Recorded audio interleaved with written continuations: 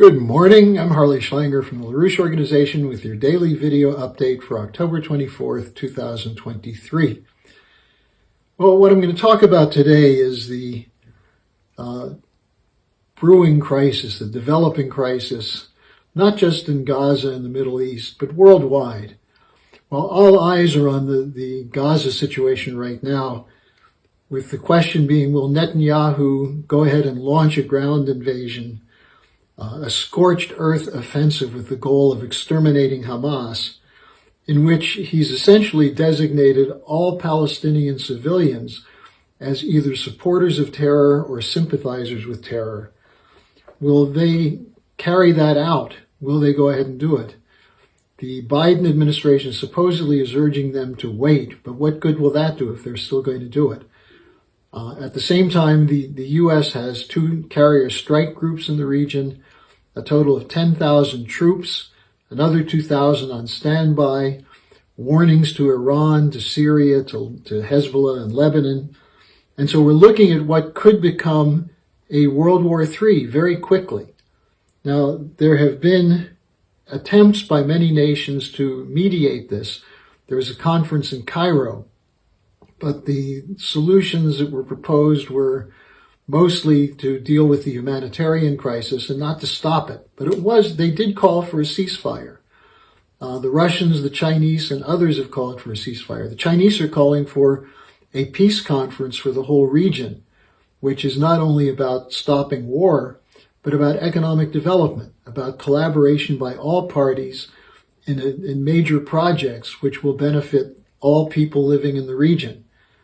So you have a solution or a series of solutions being presented, but so far the Biden administration is insisting it's going to stick with Israel. It's going to continue to back Ukraine. It's put in a proposal for another $100-something billion of spending, most of which is for Ukraine, another $10.8 billion for Israel, plus the $3.8 already given Israel every year.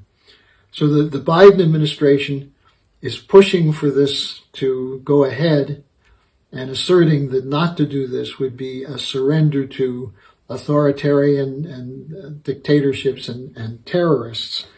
And now the U.S. has a new military strategy document, which essentially defines or assumes simultaneous wars with Russia and China. Now, how is that possible? The U.S. now has a $33 trillion deficit, and it's growing at an accelerating rate, a historic expansion of debt. The bond market is now largely being dominated by hedge fund operators who are turning U.S. bonds into speculative instruments. Wall Street on Parade had an article yesterday reporting on a new crisis hitting regional banks, and that's expected to get much worse. And inflation is back in the United States. Meanwhile, in Europe, you have accelerating deindustrialization in Germany and economic problems everywhere, including the danger of more immigration if these wars continue. So who benefits from this policy? Who is the beneficiary of the policy of permanent war and an ongoing looting process against the poorer nations, but also against the middle class in the north and western sectors? Well, what sector is doing well? The military-industrial complex. No big surprise there. Lockheed Martin stock went up 9% last week. Boeing, General Dynamics, Northrop Grumman, and Raytheon, which gave us the current Secretary of Defense, they're all going up in their stock valuations. Their profits are up. And the Pentagon has just announced $150 billion in new contracts. Again, where's that going? Well, we're told it's going to go to spending in the United States, but it doesn't trickle down to the average person. It stays in the hands of the corporate cartels of the military-industrial complex. And now these same cartels are financing a revival of the group that was called PNAC, the Project for a New American Century. There was the Bush-Cheney team that cooked up the idea of the Iraq War and put the United States into permanent warfare. They've got some new organizations they've created that include the same old personnel. Elliott Abrams, who never met a war he couldn't support. Douglas Feith, Scooter Libby, who was Dick Cheney's chief of staff.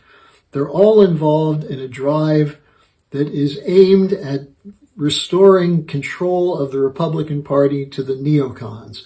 That is, taking away from those who oppose war, those who are part of the MAGA or America First movement, who don't want the United States embroiled in permanent war. They're trying to remove them and restore the Republican Party as a war hawk party. And how are they going to do that? They're going to do it by using the crisis in Israel. And this is because they were threatened when opposition increased to the spending for Ukraine, which is what's been going on. Now 56% of the American people say we've done enough for Ukraine. The House of Representatives had a rebellion and threw out the speaker over the Ukraine funding. So now they're saying, no, we've got to restore the idea of America as the sole superpower, and we'll use Israel versus Hamas to do it, because everyone hates Hamas, is their thinking, and everyone supports Israel, and if you don't support Israel, you're an anti-Semite. So that's what's coming out of this PNAC crowd. And they're doing tours around the country featuring people like Senator Joni Ernst and Nikki Haley.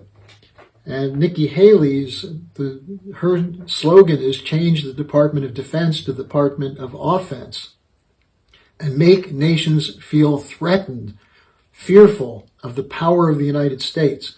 Is that what we want? We want nations to be scared to turn against us if it's something that's right because of our military power that can be deployed. Well, that's the status quo. That's what the United States has been doing. That's what the unipolar order is all about. That's why the world is breaking out of that and shifting away from it. But these neocons want to take over the Republican Party again, take it away from Trump, take it away from people who say we shouldn't be fighting Russia in a proxy war in Ukraine, and return it to the steady hands of the war hawks. Now, the question is, they're convinced that American voters will support that. If you're unwilling to allow this drive for war and depression to succeed, now is the time to speak out. War and depression only benefit a small sector of the population, namely those tied to the corporate cartels. That's why today, silence is not an option. I've just been reading Leah Rabin's memoir to her husband Yitzhak called Our Life, His Legacy, where she wrote about the silence that allowed his assassins to build a climate in which it was possible not just to kill Rabin, but to sabotage the Oslo Accords.